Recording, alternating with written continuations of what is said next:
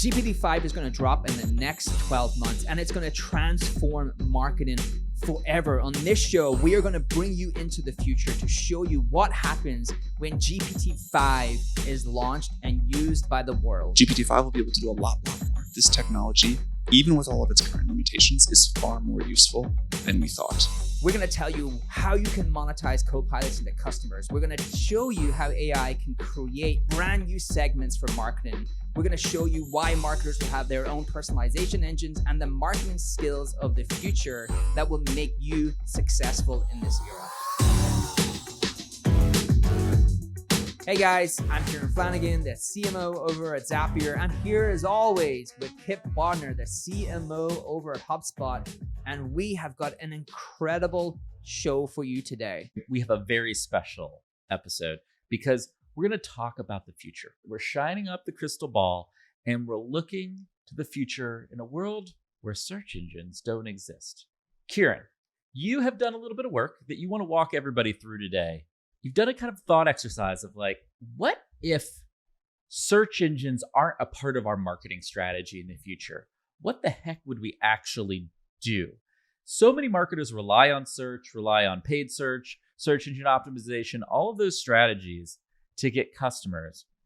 And you're going to talk to us a little bit about like, what if you couldn't do that? I am going to give you a glimpse of a hypothetical future. So I hopped into my marketing time machine. It is 2026. Do not argue with me on the date. Let's just imagine evolution happens much more rapidly than you think. So it's 2026. You and I have just come back from a vacation with our other halves from Bordeaux. We've drunk a lot of good red wine.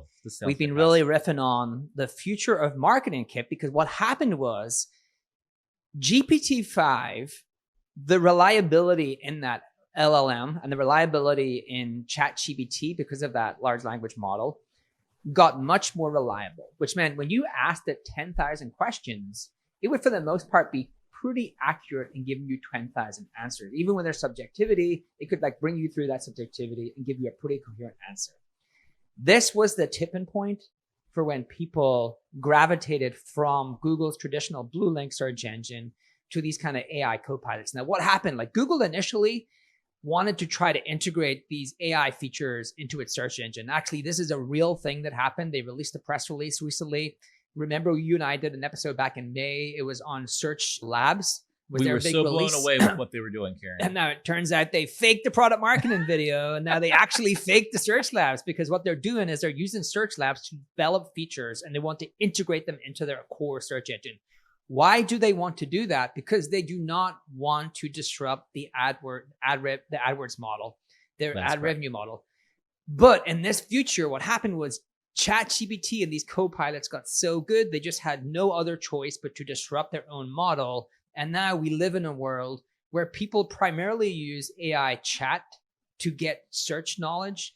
And they only really use Google search engine to clarify, to make sure that the ChatGPT is accurate, right? And those blue links are a pain. And so in that world where we really don't use search engines and you don't really get search traffic in the same way you did, what actually happened to marketers? What did marketers do? And for this episode, we are going to give you the hypothetical future that you all may actually live in and what your marketing plan might look like in 2 to 3 years. And so I want to go into the very first thing and see what you think about this, Kip, right? So, okay, let's do it. All right. So we have copilots, right? Like that's one thing we're getting, right? So you have Microsoft Copilot, you have ChatGPT, you have all these different copilots, right? Now, the interesting thing about these copilots is when the large language models, when the LLMs all become very, very similar, which means the experience becomes very similar, it's really just a race to the bottom, right?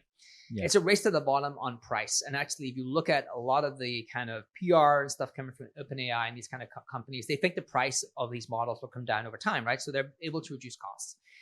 And so when you think about how they monetize, I think they're going to monetize through these subscription packages, which they have now, but I think they'll go down the Netflix model. Like what have these streaming services found out? They found out that there is very high churn when there's a lot of competition.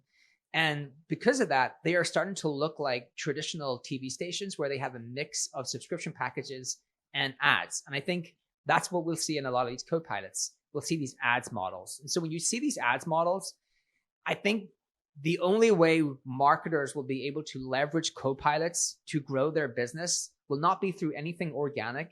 And I can get into why I think that is. It will actually be through ads, right? And I think ads will be deeply integrated into the experience. I take a little bit of think about the experience we covered for Search Labs from Google. The AI itself was crafting the user interface on the fly, right? It was building apps. It was building all of these different things to answer the search, building carousels. I think what you'll do is you'll hook your website, your technology into the platform, and it will be able to like serve the ad, build the lead gen form, build a transaction flow, build a checkout, do it all within the ads copilot experience, and be able to tell you like, okay, you captured X amount of traffic, you captured X amount of leads, they cost you X amount of money, they converted at X amount of rate to X amount of customers. And the only thing you'll literally be able to do is either increase your spend to get more people like that, or decrease your spend or try new audiences. So you'll primarily be fighting a battle against other brands on price. So yes, we'll get copilots, but I don't think there's going to be a lot we're going to be able to do with them other than spend money through the ads, which are optimized perfectly by AI. So that's my first thing, is like get copilots, monetize through ads. I have a very spicy, interesting take on this, Kieran, which is I think I generally agree with you, but what this tells me is this is like affiliate marketing 2.0. It's like AI-led affiliate marketing. AI is the affiliate, actually, for everyone. AI is the affiliate, which is kind of clever, right? For folks who aren't familiar with affiliate marketing is, hey, I go and work with different publishers, websites, businesses, and I offer some type of fee per lead, per customer referral, per sign up, whatever it is. And then we build these kind of custom campaigns and offers to try to generate those. And what we're essentially saying is AI in the future will do those affiliate campaigns in real time, and there'll just be a bidding war across people who want to run those campaigns. And so part of this is like, we want to give you a look into the future, but help you prepare for the future today. There are a lot of people there who don't understand affiliate marketing, don't do much of affiliate marketing. It's probably a good time to start understanding, maybe making affiliate marketing a little bit part of your mix, because as the search and discovery experience evolves and it becomes more organic, it becomes more integrated, what is now like a classic affiliate experience is going to be much closer to what that ad unit is going to look like and work like, which is like what you're arguing, Kieran, which I completely agree with. I think there's just some stepping stones you can take as a marketer today to get there. Right. I think the tough thing or the challenging thing in this world for a marketer is how much leverage they can get over competitors outside of just spending more money. That's the problem. I think my TLDR here is, in the Copilot anyway, and these kind of AI generated ads, it's primarily going to be a budget game, because the AI is going to be able to understand how to perfectly craft the copy, perfectly craft the audience segmentation, and the kind of whatever the checkout experience may be. And the fact that it will all happen within the app, right? It actually takes a lot of the audience away from needing to come even to your website, because you can actually build these user experiences within the app. We saw that through Google's search engine labs. The thing that I haven't covered here is much more of the internet will go video, right? And video is actually where you can tell a great story and where you can have creativity. And I don't think AI is going to be able to do that in the same way a human will be able to do that. So there's some sort of video component here that I don't know how it gets integrated into Copilot, because like when you see GPT-5 and it comes out multimodal, maybe then we'll get an idea of how multimodal. I know exactly how this is going to work, dude. Video in Copilot, tell me. Well, what's going to happen is video is going to be a format within Copilot. Right. Because there are some things that are just inherently better explained over video, right? And then what's going to happen, if you look at some of this early technology, is that what is now things like HeyGen and some of these video dubbing and video model technologies out there, they're going to create real-time ad insertions that are essentially host-read into those videos. So let's say you and I have a video on an awesome topic. Maybe it's like brand marketing or whatever, and somebody wants to promote their brand marketing agency. They'll put a bid in, and you or I won. we'll have a 30-second insert where we yeah, are yeah, reading about yeah, their yeah. brand marketing Yeah, agency. We're I telling agree. you about it. We're Yeah. telling you to check out their guide, whatever. But it's all happening in real time. That's a real-time ad insertion because of these models. And so it's an extension of the advertising model you're talking about here. That will happen actually, because It totally will happen. You hadn't thought of that yet. but what it's no going hadn't to happen. so what these like, let's just make sure the listeners understand that. So Kip and I record an episode for 60 minutes and we upload it to one of these AI tools, these video tools. Because we've uploaded 60 minutes of footage, it will actually have enough footage to be able to replicate us in any way it wants, right?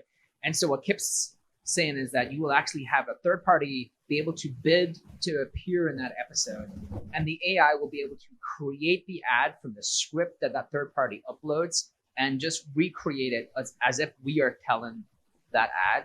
And I hadn't thought about that. The one thing I will say is, what people may not be ready for is when you have GPT-5, you can actually ask ChatGPT an answer, and then you can say, make me a video to answer that instead of a text, or make me audio to explain that to me. And so that's the other thing, is video will come inside of these Copilots through these different models.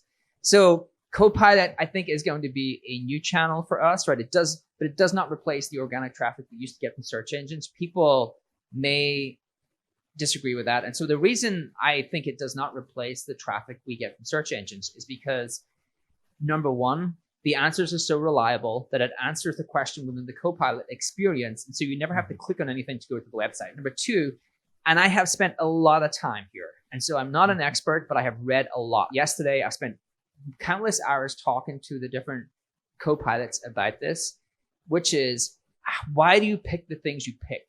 Mm-hmm. And give me the research and give me I went down a whole black hole. I found maybe, because it's me, I found literally maybe a black hat search technique called poisoning. Where when you used to do build really dodgy links, not you, me, I should say me. When I used to build, Kieran used to build. So you used to go insert links everywhere to back to your website. Well, there's this thing called poisoning, which is basically create content en masse to influence the AI LLM model to think about your brand in that way, right? So let's imagine ChatGPT, the next model is getting trained right now.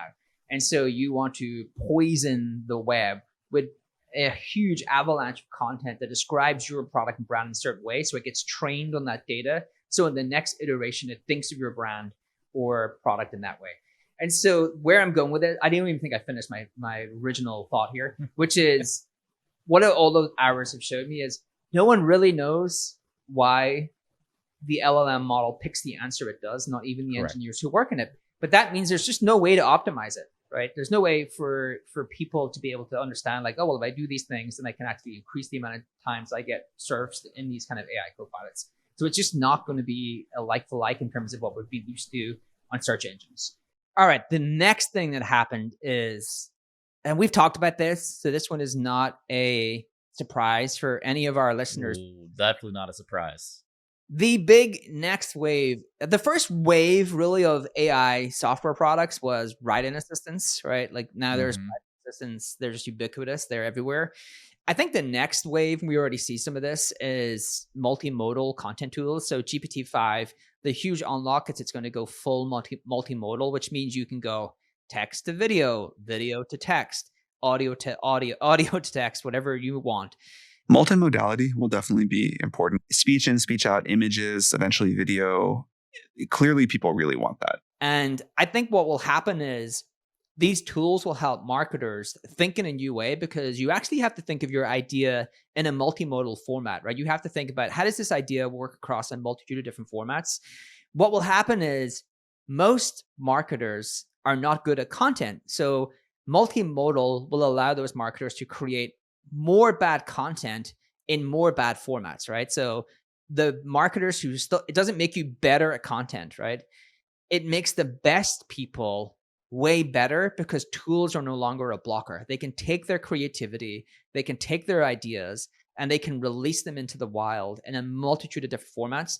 And I think media is a de facto part of your marketing stack in the future, right? It's why you and I wanted to buy the hostel because we believed this years ago. And I believe this will become a prevalent part of every single marketer's tool set and how they actually go to market. Well, it goes back to what you were just talking about poisoning, Kieran, actually, which is, I promise I'm gonna make a good and productive point and not just keep talking about black hat AI. We should do a show about black hat AI. It's such like an on-brand show for me to do. Nothing could make me feel more at home than a black hat AI show. I would feel like I was truly home. But I think one of the things you and I have learned over the years is that any black hat strategy has a white hat or like good sustainable version to it. Yes. Right? Yeah. And this is the good sustainable version of what you were talking about. If you believe that copilots and these LLMs are going to power search and power discovery, then you need to have your story across multiple media channels and media formats. When we talk media, that's what we're talking about. We're talking email newsletters, video, podcasts, blog articles. We're talking about short form video, long form video. Those are the things that we're talking about. And if you have these very differentiated media channels, then you are inherently at an advantage because a lot of these models are going to want to provide multimodal or AKA multi-format options to their consumers. So your brand and your company will already be at an advantage to rank and have the right perception by that LLM, right? So I think this multimedia point you're making is actually the white hat version of poisoning a model. Right. Most marketing we do today came from the sketchy version of marketing. Like I think I told you the book I'm reading right now. Well, in between, I've gone crazy on biographies of historical figures.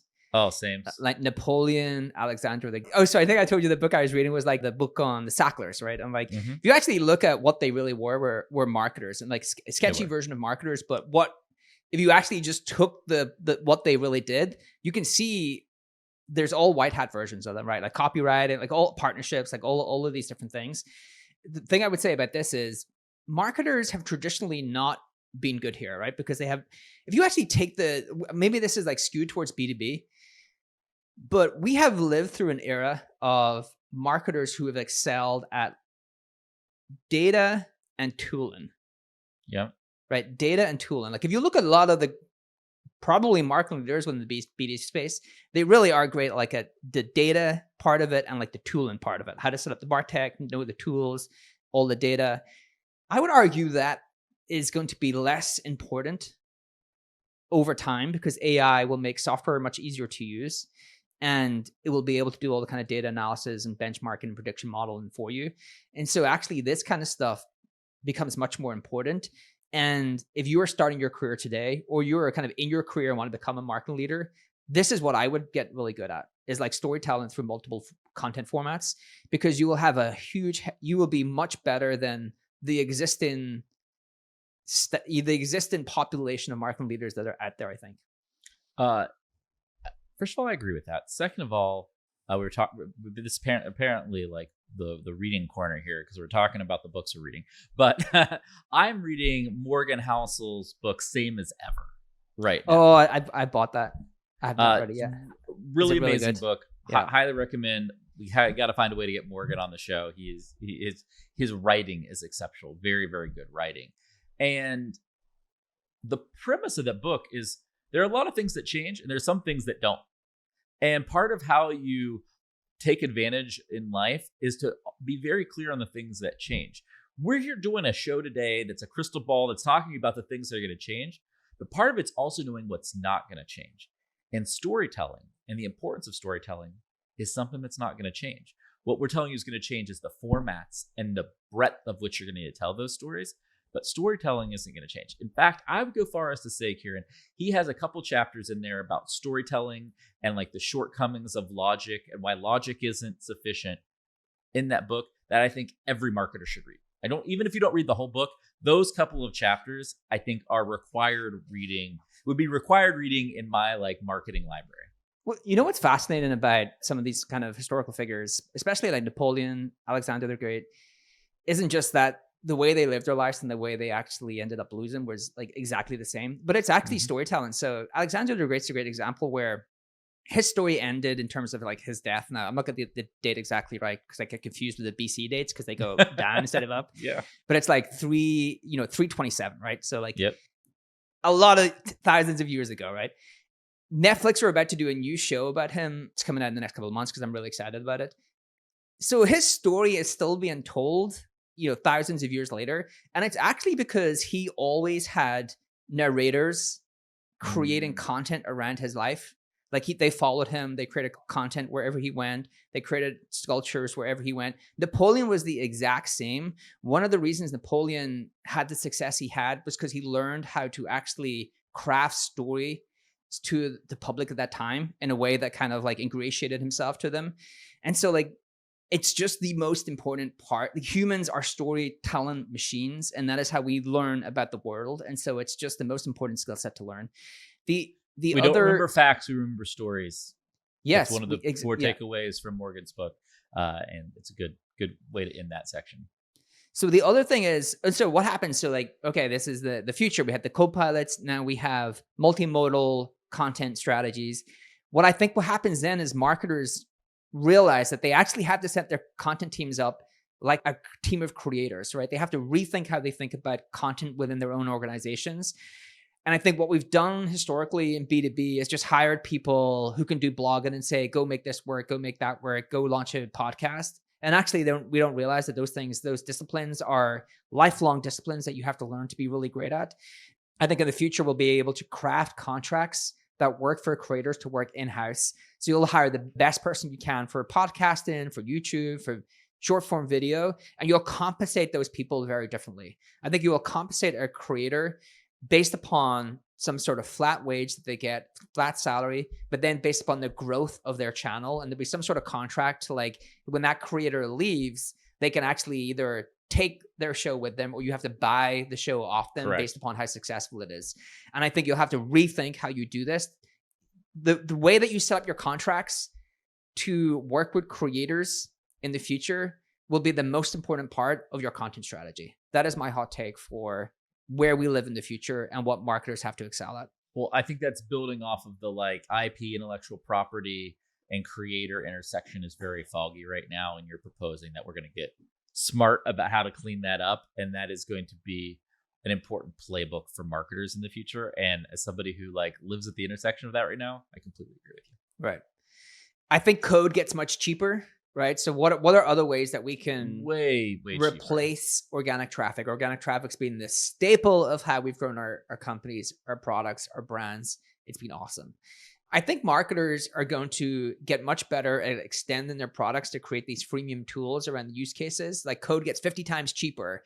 And then you have these marketers who can use AI tools to actually extend their product in really interesting ways and not be beholden to the product team or the engineering team. They can do it themselves. Mm-hmm. Maybe they have a couple of engineers working on the marketing team, and they can actually say, hey, like if we extend the product in this way, we can actually acquire traffic in some way because we can make that use case shareable. And there has to be some sort of linear path back to the product. But I see a lot of companies do, and the reason they go wrong with freemium is because they create a freemium tool, but there's no real reason to go from the freemium tool to the paid tool. So you have to get that part right.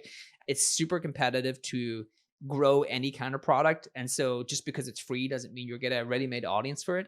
But that is definitely one way that you can actually navigate around the loss of organic traffic and acquire users in different ways. So that's the other thing, as I think we have the content, the multimodal, the creators, and then I think we get much more smart around freemium tools that solve single use cases.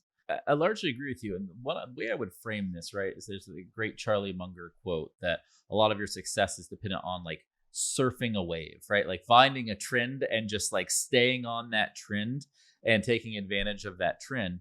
And when you're making predictions, it's very helpful when that prediction is an extension of a current trend, right?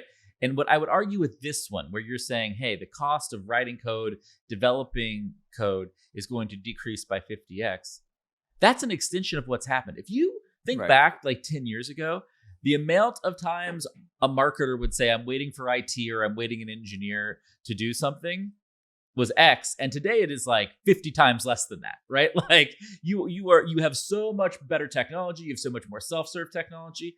Just keep drawing that line out. It's going to keep happening, right? Like it's going to continue to go in that direction. And Kieran, you're doing the right thing, which is you're pushing everybody to say, all right, if that line keeps going out into the future and that keeps getting cheaper and cheaper, how can I take advantage of that? And one of the ways to take advantage of that is building more free tools or like free entry points to my product, to my service to help new customers discover me. Yeah, I think we've lived in an era where there's been more ideas than engineers. There's been more, ideas than engineers, right? And so there's a ton of great ideas out there, but there's just not enough engineers to help us do them.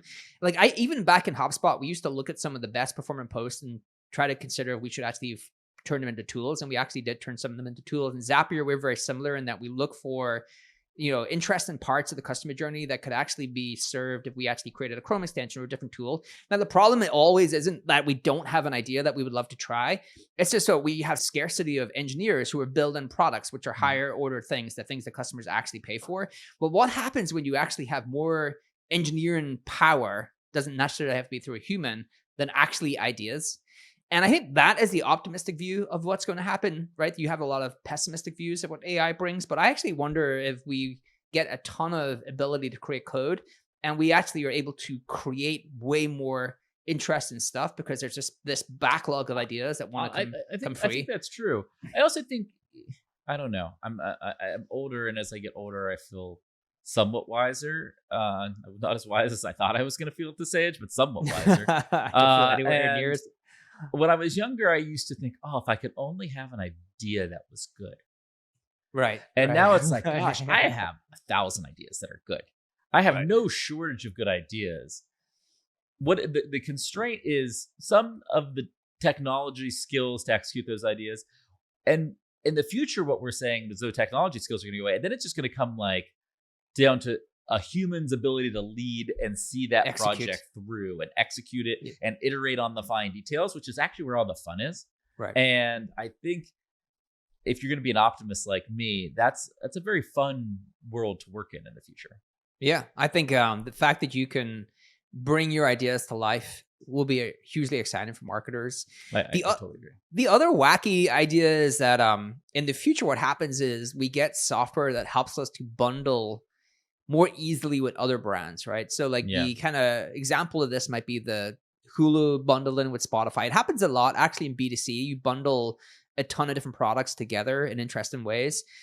I think that continues, but even in B2B, we'll start to see, like this is, again, hypothetical future, that we have software that makes bundling your software with a partner software at checkout much easier. And on this, we should almost park this, Kieran. I wonder if we should have our boy Patrick from ProfitWell come back. He was on the show in the early days. And we should do a whole AI and pricing and packaging episode because the argument you're making is like, it's going to be way easier to bundle, do dynamic pricing, all of these things that are not possible from like a commerce perspective today. And I'd love to get Patrick or some other kind of like pricing expert on and like just do the full like AI in the future of pricing kind of rundown. Let's do this. So we're going to do AI and bundling. All right, cool. Next thing is, I think in the future, marketers own more of the customer journey and they have an AI powered CRM. Let's go, which marketers. Is their personalization engine, right? Like, so like small things an AI can do for a CRM is clean up your lists, right? Big things. We're working on that at HubSpot. I hear you. Right. All these simplistic things. But the big things is it can collect data around the different customer journeys and then personalize that through the video, email, chat, website. And I think the thing that I took from our conversation with Nicholas, because I've been going back and forth on, well, I think that's true, right? I think marketers are at the epicenter of being able to personalize these kind of customer journeys. And I think the CRM actually becomes nearly more for a marketer than it even is for a salesperson, because a marketer will actually eat up a bunch of the customer journey and do a bunch of things for the salespeople through the CRM. And I think that from talking to Nicholas, and I think he's right, is the experience will be so good that even though you know this is from an AI, you don't care, right? Because humans only care about a better experience. And I think more B2B transactions go touchless, because why talk to a human unless you need to talk to a human? And so I ended this with like the number of CROs, chief customer officers, or chief revenue officers we see from a marketing background grow because marketing owns so much more influence across the entire and the skills of marketers are going to become more important in customer success, sales, and other the automation of those disciplines, things, right? Which is part of the point we're making here. I would also say, as a little tease, as a reminder, Kieran's about to have a baby, and he'll be hanging out with his baby for a while. And I'm going to have a series of guest hosts on the show, and one of the folks, Kieran, I'm going to have Emmy come on, and we're going to go through some of our AI experiments that we're doing at HubSpot that point to this. Like, we are doing a lot of what's outlined on this slide right now, have some very interesting results to share. Plus, like, we're going to get under the hood and walk through like how you actually do it. But as you see some of these things, you start to realize that this point is completely right. Like, I will show some examples where you're like, oh yeah, that is an obvious thing that is going to happen. Awesome. Tune in for the Emmy show. Emmy is incredible. She is incredible. More Emmy on this show. Definitely. All right, we can wrap with this because this may be my favorite one, because we get a new segment, right? So forever we have built our segmentation of firmographic, demographic, and engagement. Now, engagement has been, to me, the most interesting part of the past 10 years, because the thing I loved about product-led growth, and when I did this for HubSpot, it was just like I built the kind of demand gen engine for international and the traditional B2B way, firmographic, demographic, and some engagement, like click on the email, look at the website, right? But then you moved into the product. Wow, your engagement just went up 10x in terms of the quality you had because they're using the product. Well, I think we get a new segment, which is emotional, right? And this is very prevalent in B2C, but will become more prevalent in B2B. So what is the emotional segment?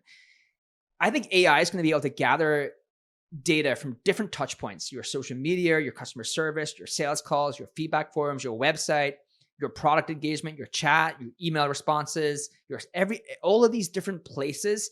And it's going to be able to analyze that data for emotional cues, right? Is this person confused? Is this person frustrated? Is this person ready to buy? Is this person, a long way away from buying? And it's going to be able to like segment the audience using those emotional cues. So now you have demographic, firmographic, and then you have emotional, and which emotional contains your engagement. And you're going to be able to align your campaigns much better, right? If you had a segment of people who are nearly ready to buy, like showing all of the signals that they were ready to buy, and were in that kind of like buy-in state, that you could actually market to them in a very different way than like these people who are frustrated. They don't really know where to go. They're confused. And I think that is going to allow us to laser target our marketing in ways that we haven't done before, and able to elicit much more emotional responses through the work we do to the different segments that we have in our user and customer base. Well, there's a couple things here. First thing is, I laughed at the beginning of this because you're one of the least emotional people I know. And for this to be like your favorite thing, I knew you were going to say it. I knew you were going to say it. Hilarious to me. I'm sorry. I would be in the stoic segment and the highly logical, unemotional segment. I was like, oh, Kieran as like, dude, you're the same. I don't know what you're laughing at. You're the exact same. Look, I will join to be the same. The AI will just kick us out of the segments. Kip and Kieran are not allowed in any of these segments. No, and I should not be running your emotional marketing. But as a side note, the second thing it made me think of, Kieran, going back to predicting the future normally comes down to looking at the past. You're talking about the biographies you're reading. We've talked about some of the factors that come into all of this. You know what this is, Kieran? You remember the early days of social media where you had like these social listening apps and Radian 6 that Salesforce eventually bought and that kind of stuff? They all talked about sentiment. And we all thought sentiment was going to be this cool, powerful thing. And it turns out that it was very hand wavy. You couldn't really operationalize it. Wasn't actionable. And unless you were like a big consumer company, it wasn't that valuable. And what you're really arguing is that notion is now going to be ready for prime time because of AI and large language models, and be able to like scale and segment and operationalize off of that emotion and that sentiment. And I think you're right. And I hadn't thought about it at all. And I think it's a really good insight on your part, but I think it ties back to the last generation of marketing that was sentiment is the precursor for this new like emotional era, and how we meet our persona customers and our target customers at kind of that emotional mindset level, just not the like needs and problems. level. Yeah, I think the sentiment analysis in social was a good idea, not actionable, but it was too self-contained to social. What actually is happening now is like this works really well if you have really great data aggregation, right? Like if you have all of your data sources captured and stored somewhere that an AI can actually do a ton of analysis at scale on language. Like that's what an AI is great for. Like you plug in your Zoom calls, like one of the things I'm trying to do right now is plug in all of Zapier's G2 customer reviews, like to be able to aggregate those things and to actually bring out the core themes. And I think that's where AI is going to differentiate itself, is like, I can actually take all of these language sources and be able to segment people based upon these kind of emotional cues. Yeah, I'll be honest with you. I would have gotten a lot of these. That emotional one I wouldn't have. But I think that is a really great addition. A lot of the times, just for everybody watching, like these shows are like kind of compounding collections of our thoughts that we build up, and eventually we'll write a book. We'll do something fun with them all. But like I wouldn't have gotten there, and that's like a good notion, a good thought to kind of move into the archive as we're kind of thinking about the future, building for the future. So I thought that was really good. I thought it was a great parable of looking into what could a marketer's life be a couple of years down the road, and the fact that it could be drastically different. I think if you're going to take one thing away as well, if you're a marketer to listen to this, building your career, wanting to be a leader, it's that we lived through an era where, and I'm probably part of it because I'm from an engineering background with a software developer, where like if you had really good data skills, you had really good analytical skills, you had really good tooling skills, you had really good kind of science skills, then you were actually accelerated in your career. Because before that, actually, it was a lot of positioning and brand and those kind of things that were unmeasurable. But then we went, hey, we really want to measure this stuff, right? I think the thing is we were going to move back in towards a little bit more of the arts and crafts. I think you're a big proponent that marketing is a lot like crafts. And we're going to move towards marketers who can actually really build things and actually really do things and actually craft things like messaging, positioning, stories, content, all these kind of things. Now, it doesn't mean the things I all mentioned that are important today are not going to be somewhat important in the future, but AI is incredible at data analysis. AI is going to make tooling much, much easier. AI is going to help with a lot of the science, right? Because that's where it excels, but it does not excel in the craft, right? I have still yet to ship a single thing that AI has ever wrote for me, right? Never. Now, have I used it as an assistant to do research? Yes, because it's a great search engine. But I think the skill sets of a marketer are going to change dramatically in the next era of marketing. I could not agree more. I think it's the perfect note to end on. Thank you all for taking a little trip to the future with us. We will be back very soon on a new episode of Marketing and Training. This data is wrong every freaking time. Have you heard of HubSpot? HubSpot is a CRM platform where everything is fully integrated. Whoa, I can see the client's whole history, calls, support tickets, emails, and here's a task from 3 days ago I totally missed. HubSpot. Grow better.